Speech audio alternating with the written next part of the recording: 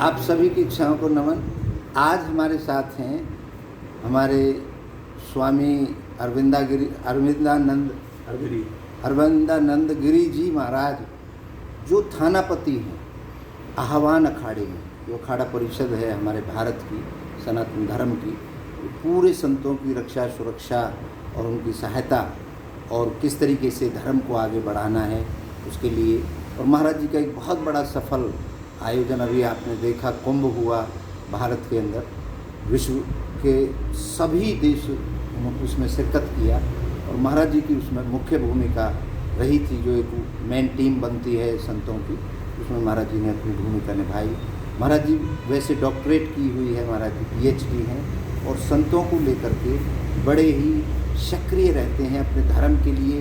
दिन रात समाज में अपना कार्य करते रहते हैं समाज सुधार के लिए। तो आज हम महाराज जी का स्वागत करते हैं। महाराज जी ओम नमो नारायण। ओम नमो नारायण। आप सभी को दर्शकों को ओम नमो नारायण।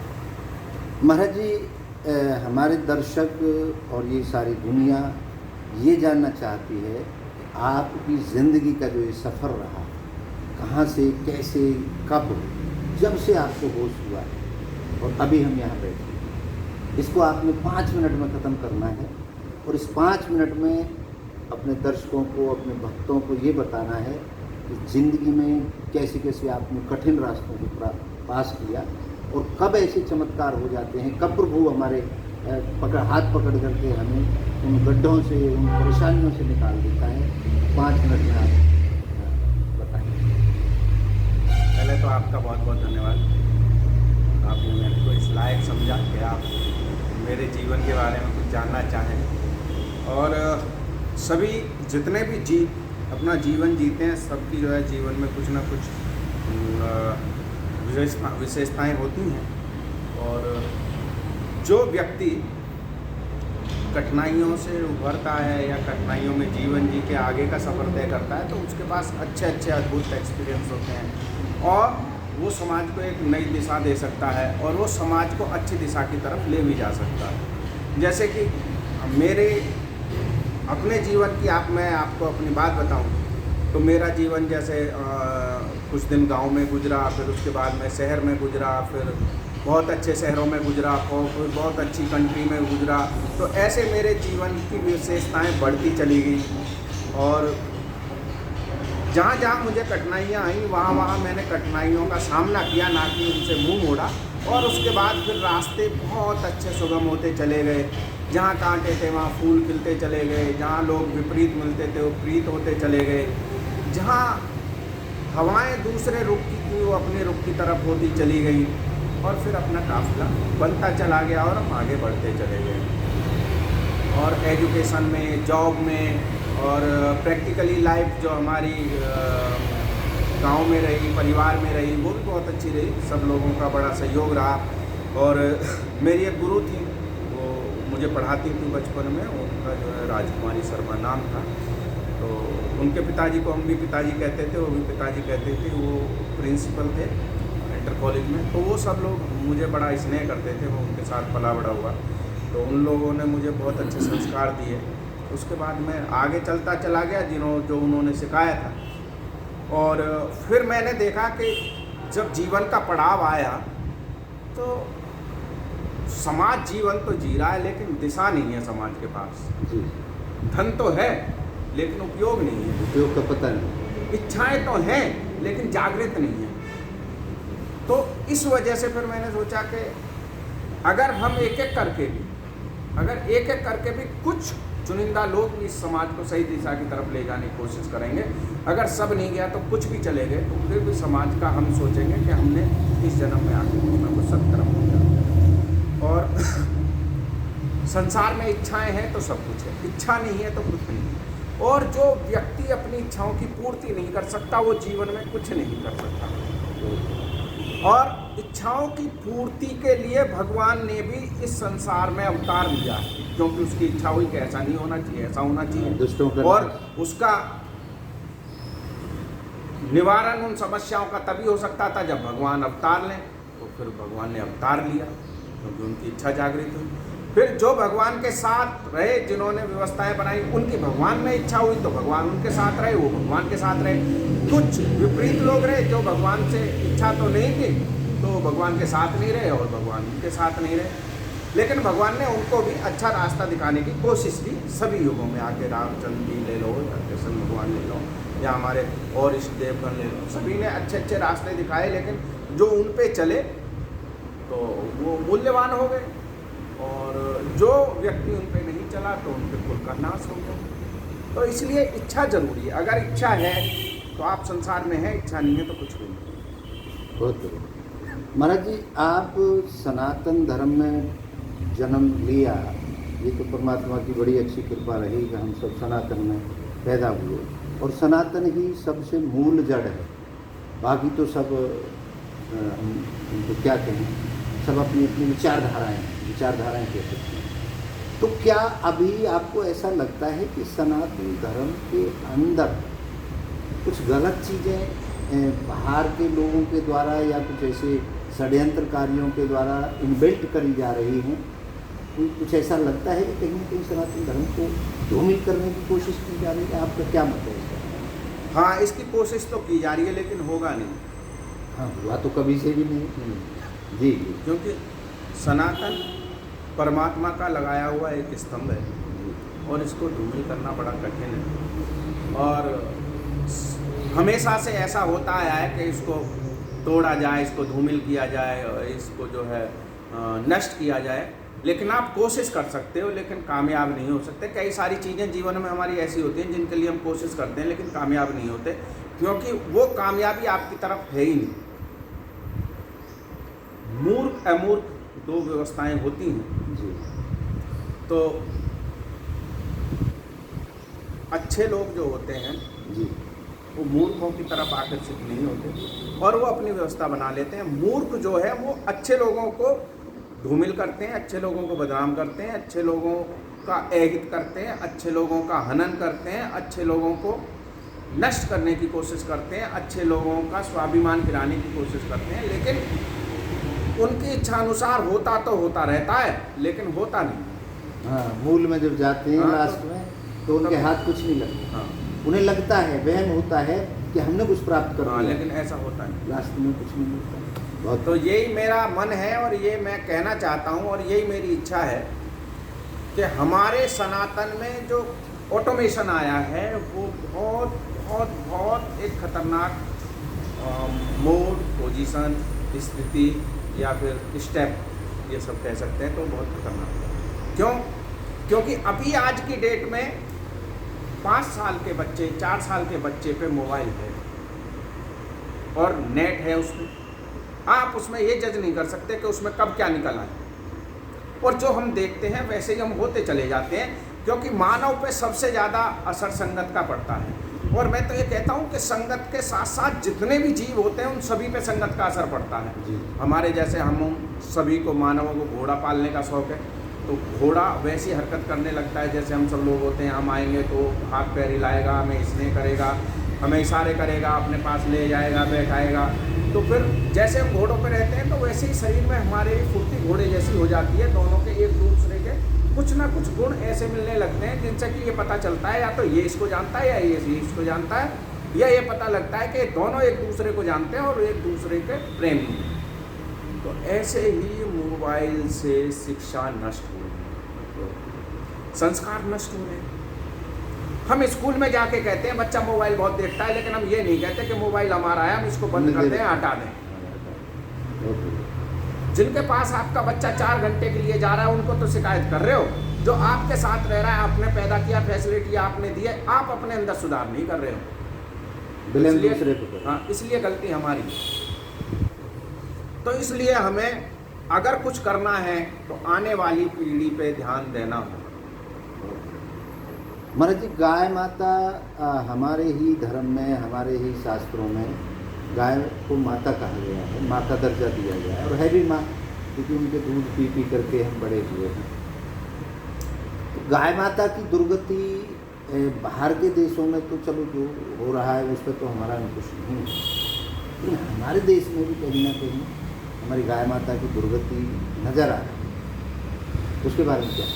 उसका कहना ये है कि वो दुर्गति का कारण हम सब लोग हैं, कोई और नहीं। गाय हम पालते हैं, दूध हम पीते हैं, ठीक ना, हम गाय रखना चाहते हैं ना हम बछड़ा रखते हैं, दूध पीना चाहते हैं, मक्खन खाना चाहते हैं।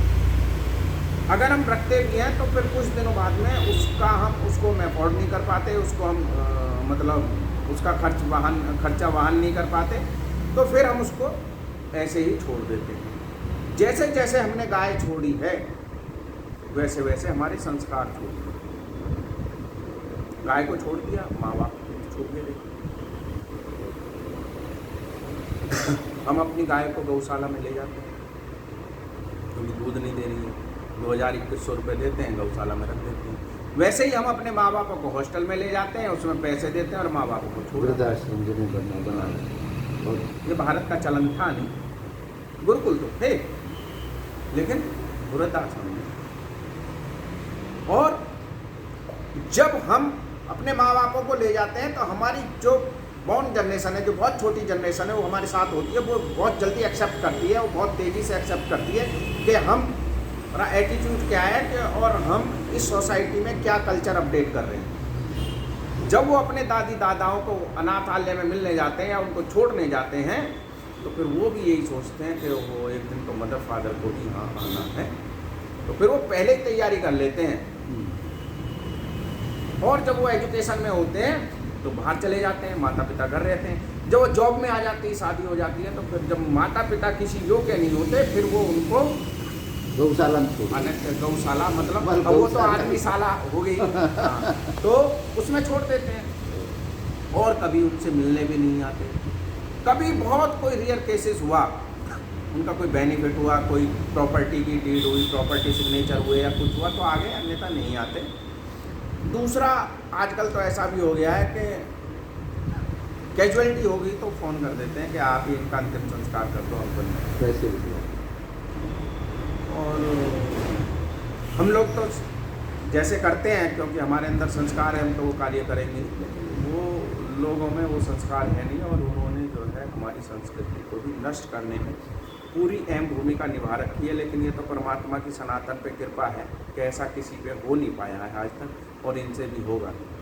महाराज, संतों को लेके भी हमने एक मिशन चला रखा है और संतों को भी लोगों के द्वारा, हमारे समाज के कुछ ऐसे तत्व हैं उनके द्वारा हमें भ्रमित करके संतों पर भी टाइम पे हमला होते रहे हैं और हो रहे हैं।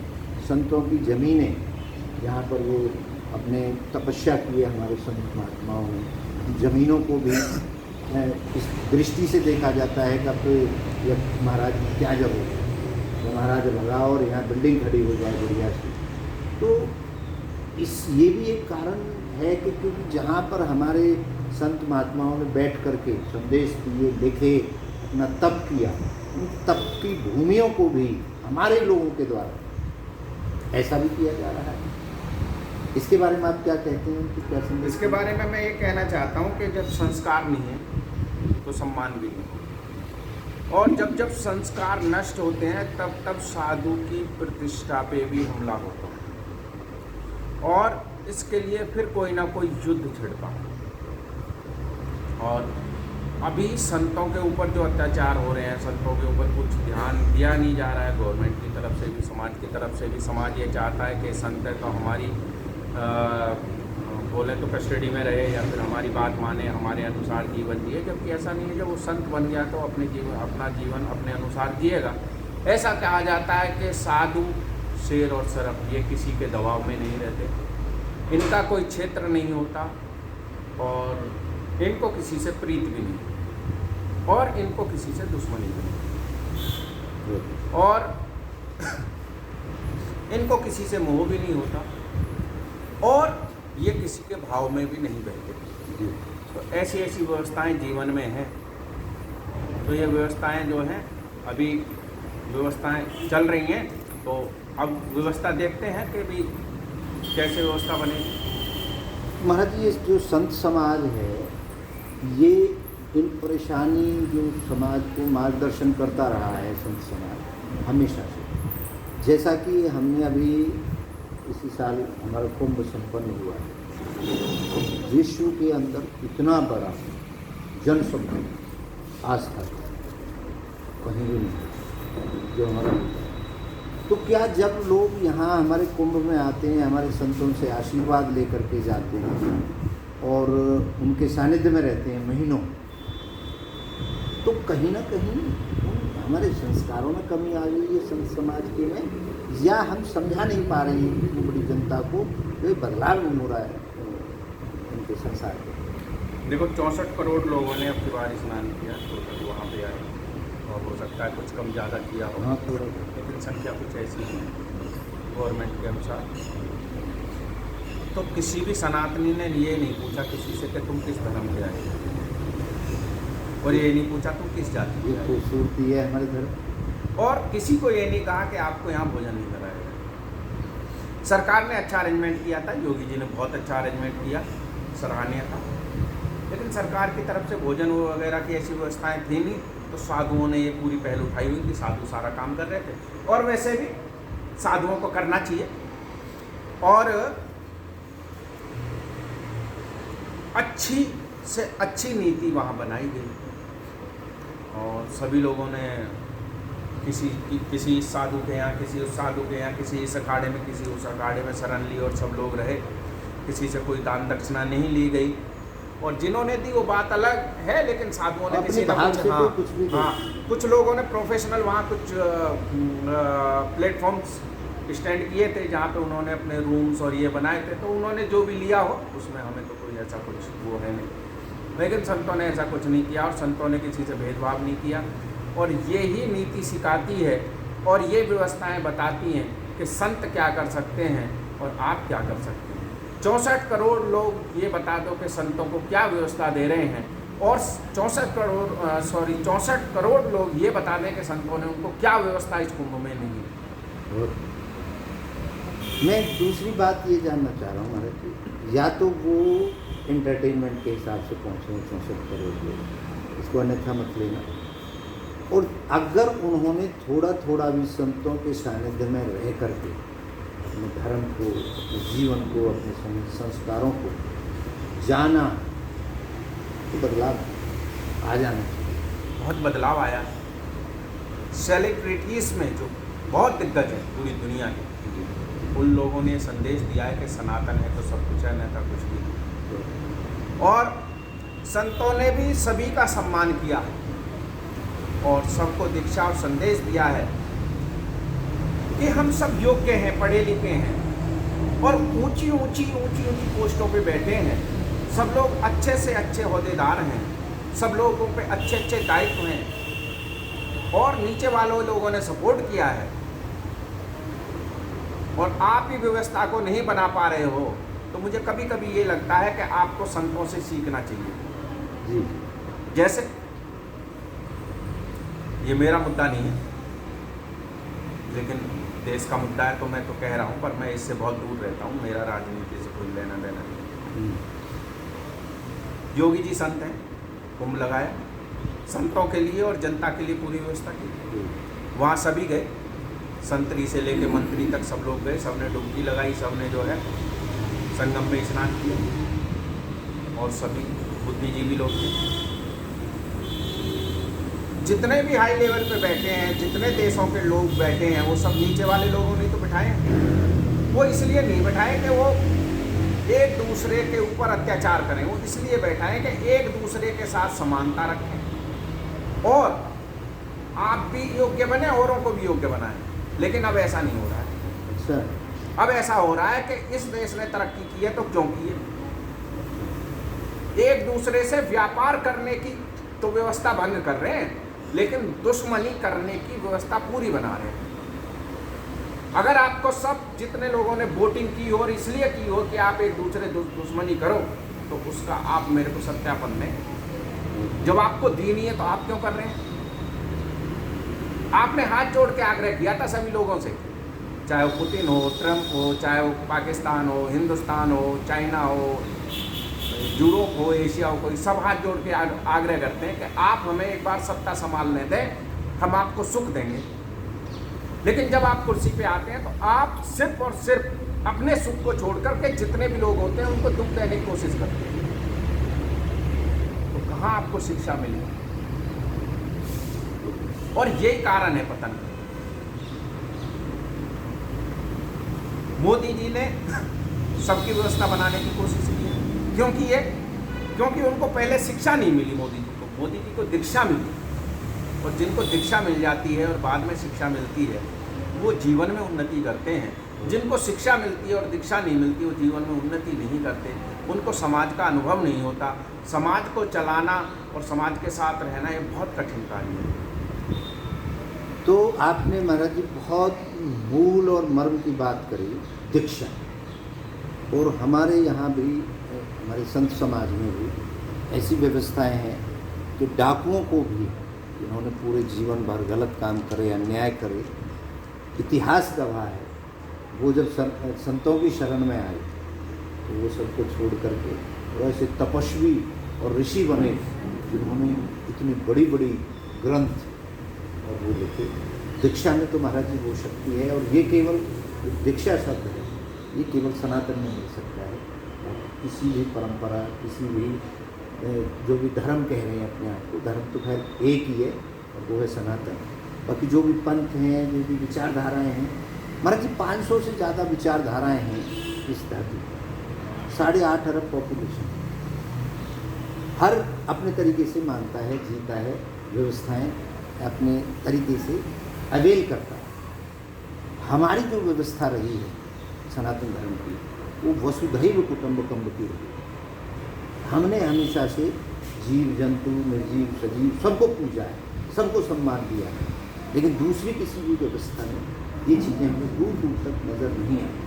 चाहे हम जल की बात करें, चाहे हम सूर्य की बात करें, चाहे हम पेड़ पौधों की बात करें, चाहे हम पहाड़ की बात करें, सब हमारे जीवन में सहयोग करते हैं, हमें जीवन, और हम सबका सम्मान करते हैं। लेकिन कुछ दिनों से मुझे अपने ही यहाँ देश के अंदर ये देखने को मिल रहा है, इन सब को जो हमारी युवा पीढ़ी है वो ढोंग और ढकोसला कह करके दूसरी तरफ मूव कर रहा है। तो इसके लिए हमारा सनातन धर्म और हमारा संत समाज क्या व्यवस्थाएं कर रहा है, क्या संदेश दे रहा है युवाओं को? अच्छा, ये आपका सवाल भी बहुत अच्छा है। इसका जवाब ये है, हम लोग नदियों को माँ कहते हैं और यूरोप के लोग नदी कहते हैं, रिवर कहते हैं। हम लोग माँ कह के भी वहाँ गंदगी करते हैं और वो लोग नदी कह के भी बहुत साफ करते हैं। हम वृक्षों को प्रकृति का श्रृंगार बताते हैं और इनको नष्ट करते हैं। उनके यहाँ अगर किसी मकान में भी वृक्ष है और वो आगे आ रहा है तो उसको नहीं काटते। हम लोग ग्रहों की चिंता करते हैं, ये ग्रह भारी हो गया, ये कम हो गया, इसकी चाल गति होगी, इसका ग्रह ये हो गया, इसका ग्रह हो गया। हम ग्रहों के चक्कर में फंसे हुए, वो ग्रहों पे चले गए हैं। क्या बात। तो कुछ कमी तो हमारी रही है, और वो ग्रहों पे गए हैं किस लिए गए? क्योंकि शास्त्रों के द्वारा गए। शास्त्रों में सब कुछ लिखा है। शास्त्रों का जो वैदिक गणित है वो कहीं संसार में है नहीं। वो तो एक हमारे ज्ञाता हैं पुरी में, जो हमारे शंकराचार्य हैं, जो उधर वो व्यवस्था को संभाले हुए हैं। कहीं ना कहीं संत समाज में भी ड्रामेबाजी घुस गई है क्या? पूरी फुल। महाराज, इसको अगर नहीं रोका गया, हमारे तो जितनी बातें आपने कही ये वास्तविक हैं, ये अनुभव में हम देख रहे हैं, तो फिर कैसे बचा पाएंगे हम अपने सनातन को? जैसे बचता है वैसे बच जाएगा। भगवान भरोसे नहीं, भगवान के भरोसे थोड़ी बचा है, मानव के भरोसे बचा है। मानव में फिर कोई ना कोई उत्पन्न होगा, फिर बचा लेगा। अच्छा, और उसके लिए हम सब तैयारी करेंगे। देखो महाराज जी, जो पूर्व में हुए हैं, जो हमारे 9 दर्शन लिखे गए हैं, 9 फिलॉसफी दुनिया को दी गई है जीवन जीने की, वो वक्त वक्त पर बदलती रही है। जब जब हमारे इस प्रकृति पर, हमारे इस समय के अनुसार जैसा जैसा बदलाव आता रहा है, वैसे वैसे हमारे, चाहे हमारे युगों की बात करें, सत्यता का युग रहा सतयुग, त्रेता युग में रामचंद्र जी स्वयं आए और उन्होंने इसी धारा पर, जो रावण रूपी राक्षस था, जो विचारधारा थी उसका नाश किया। उसके बाद में द्वापर युग के अंदर श्री कृष्ण जी आए, जिन्होंने अधर्म को ख़त्म करके धर्म की स्थापना की। तो कलयुग में भी महाराज जी मानते हैं कि जो ये अब हो रहा है व्यभिचार, भ्रष्टाचार, इसको तोड़ने के लिए भी कोई ना कोई ऐसी हमारे जो संत ऐसे तपस्या कर रहे हैं, जो अपने जीवन के अंदर उस राम नाम को जप रहे हैं, एक शक्ति जरूर आएगी और वो शक्ति पूरी दुनिया को मार्गदर्शन देगी, एक इसी तरफ ले जाएगी। क्योंकि सनातन धर्म हमेशा से विश्व की फिक्र करता रहा है, जीव जंतुओं की फिक्र करता रहा है, सजीव निर्जीव की फिक्र करता रहा है। महाराज ये हमारे 9 दर्शन हैं जी, जिनको हमारे जो विद्वानों ने, हमारे जो पूर्व में ऋषि मुनि हुए, उन्होंने अनुभव के आधार पर 6 दर्शन को रखा है आस्तिक दर्शन की, क्योंकि हमारे वेदों को जो कनेक्ट करते हैं तो, और 3 दर्शनों को रखा है नास्तिक। इस तरीके से हमारे 9 दर्शन हैं जिनमें हमारी व्यवस्थाएँ चल रही है। महाराज जी एक नया दर्शन आज के ज़माने के हिसाब से, आज के युग के हिसाब से, क्योंकि पूर्व में जो दर्शन लिखे गए थे उस समय पर जानवर लील करते थे। जब युद्ध होते थे तो घोड़ों से होते थे, हाथियों से होते थे, आना जाना होता था तो बैलों से, गाड़ियों से, और उस तरीके की व्यवस्थाएँ थी। उस समय वो दर्शन लिखे थे। आज जो दर्शन लिखा गया है इच्छा पूर्ति दर्शन के नाम से, जो पूरे इस ब्रह्मांड के लिए लिखा गया है, जो केवल इच्छाओं को कहता है कि अगर कोई बुरा भी कर रहा है तो इच्छा हो रही है उसको। रावण की भी एक इच्छा हुई, मुझे ऐसा करना, और ये सदा से चलता रहा है भाई, नीति और अनीति, विलन और हीरो, मतलब हर चीज़ में ये नेगेटिव पॉजिटिव, इसी से संसार आगे बढ़ा। तो महाराज जी जो इच्छा पूर्ति दर्शन है ये सार्वभौमिक दर्शन है, ये विज्ञान का दर्शन है। ये कहता है कि अनुभव कराएंगे हम आपको। तो इससे कुछ मतलब आप कितना सहमत हैं कि ये दर्शन पूरे विश्व को एक दिशा देगा, जो आज के भौतिक युग को भी कनेक्ट कर रहा है, आज के मशीनी युग को भी ध्यान में रखते हुए कर रहा है।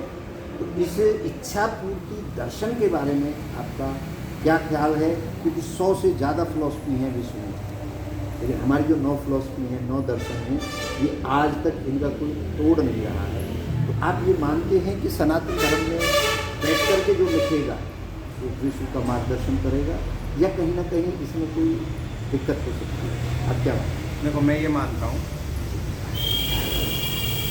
उन दर्शनों के आधार पर भी चल करके हम अपनी मूलभूत भौतिकताओं को परिपूर्ण कर सकते हैं। लेकिन अब उनके ना तो कोई गुरुकुल है ना कोई गुरु है, और आज की डेट में बच्चे उनको पढ़ना भी नहीं चाहते। आज की डेट में तो आज का ही दर्शन होना चाहिए जो कल को संवार सकता है।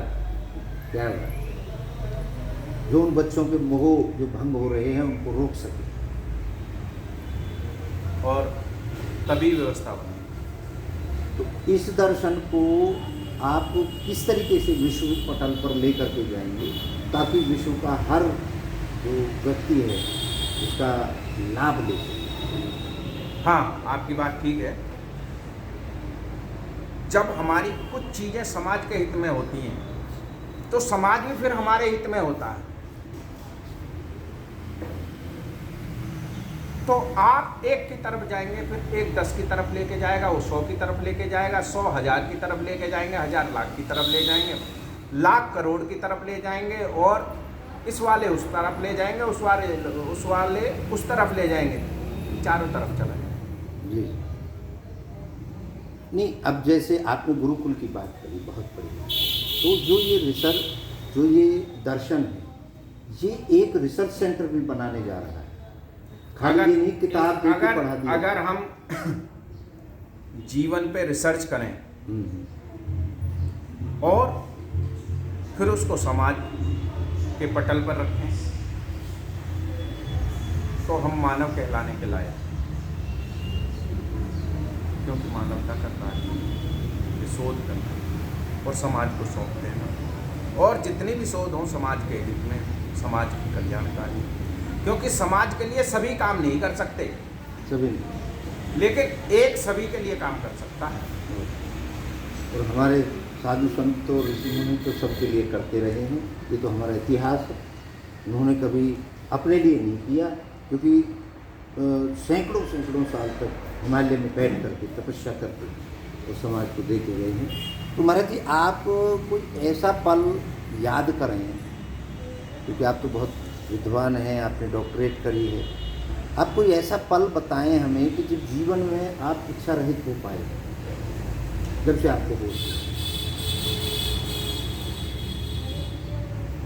मुझे भगवान ने बड़ी शक्ति दी है जीवन, और पता नहीं उसने मुझ पे इतनी कृपा की है कि मैं उसका अगर रात दिन गुणगान भी करूं तो भी कम है जी।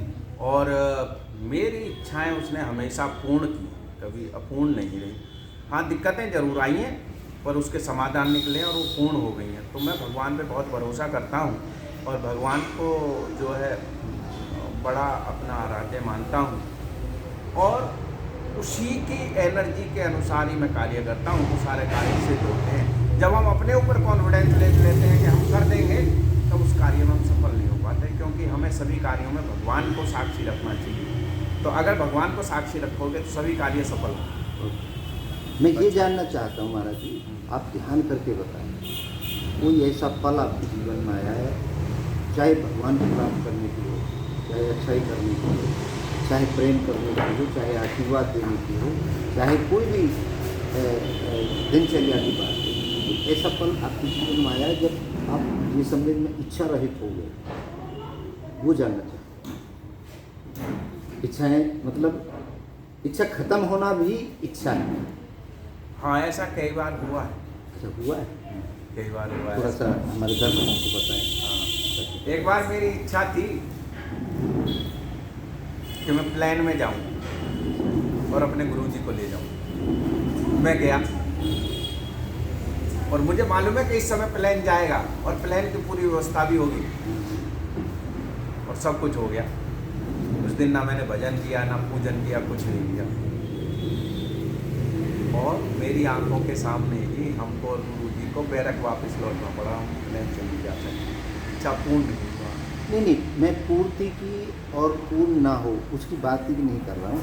मैं केवल पहले मूल इच्छा में जाना चाहता हूँ। ऐसा कोई पल है कि जब आपको लगा हो कि इस पर इच्छा ही नहीं है, कुछ शून्य हो गया? हाँ, ऐसा हुआ।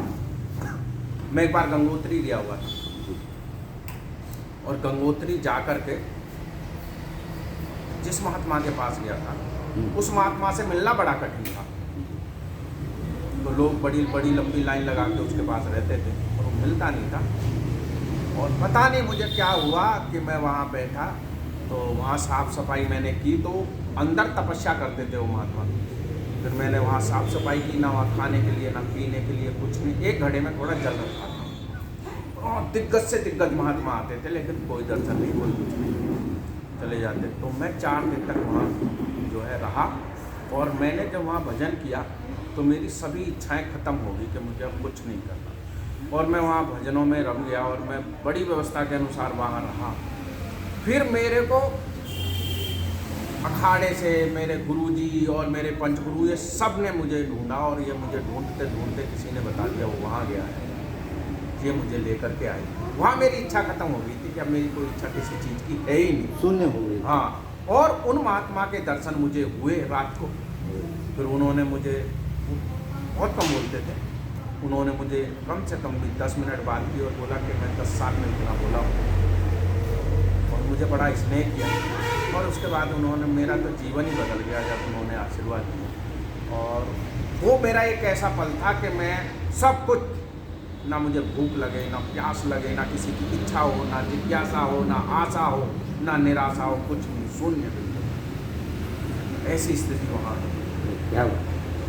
देखिए, महात्मा बुद्ध को उस दिन ज्ञान हुआ था जब वो इच्छा रहित हो गए, क्योंकि महात्मा बुद्ध भगवान की प्राप्ति की, भगवान को ढूंढने की इच्छा में लगे हुए थे। और उस रात, जिस रात एक जो ज्ञान की वर्षा हुई, जो उन्हें कहते हैं ज्ञान मिला, वो शून्यता में मिला।